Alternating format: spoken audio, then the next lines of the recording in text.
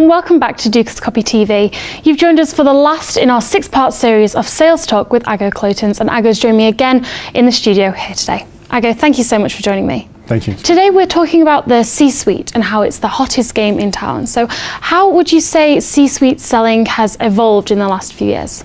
Sure. Let me start by explaining the term C-suite, because it's a term that's used in certain industries and not in others.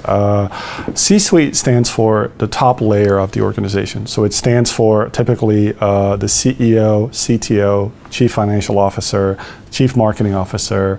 Generally speaking, the management team. So the people that hold the budgets, that control the budgets, the people that are that have the ability to make decisions and to advance sales or to advance projects, right? I think the game has changed tremendously in the last few years. Senior executives now are vastly, even more busy, I would say, than they were before. There's even more pressure to perform. There's even less room for error. And that certainly reflects in the buying behavior and the way that they make decisions. And especially, I think, if you're just looking at financial services, trading, business to business, industries and environments, that certainly applies. And why is it so important, would you say, to go straight for the top? Why is it so important to go so high in the organization? Sure. Well, there's a good and the bad. On the one hand, these people tend to be very, very difficult to reach. They are very difficult to get a hold of. They're very even more difficult to get into the room with them. They're extremely risk averse, as I already mentioned. But on the other hand, they're also the ones that have the ability to make decisions very quickly, to push forward projects, relatively easily, and they're a great audience to sell to. Because typically these are highly educated, highly intelligent, highly driven and motivated individuals who are really inspired and motivated by what the future can hold. And so if you're selling any kind of a service, it's a great audience to sell to.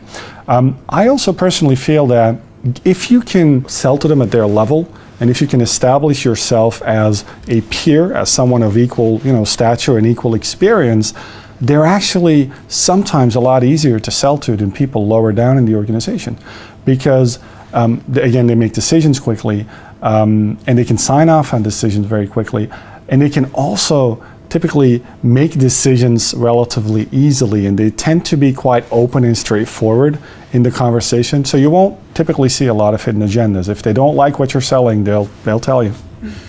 So what do these CEOs look for when buying services?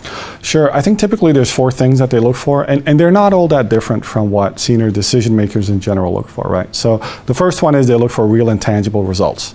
They look for someone who can come in, solve a problem, or help them achieve an objective, a goal, or something that they want to get done.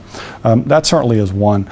The second one is, and so they're by extension, they're more looking for strategic advisors rather than the salespeople. Right. The second thing is they're looking for someone that can really move the needle and help them solve a problem or achieve an objective. The third one is, again, someone who delivers value at every single step.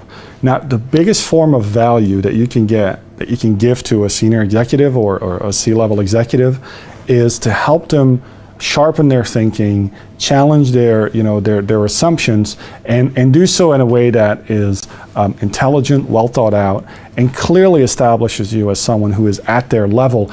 Because by definition, when you do that, you become part of their circle of trust, and that's where you want to be. You don't want to be a salesperson coming in to pitch for business. You want to be part of that network of trust and influence that person and their thinking. Now, the fourth thing that they look for is, I would say, people that are brave. People that are brave enough to stand up for their convictions and to say, I'm sorry, and you don't have to say it in such strong words, but the message is, I'm sorry, I believe that you're wrong, and here's why.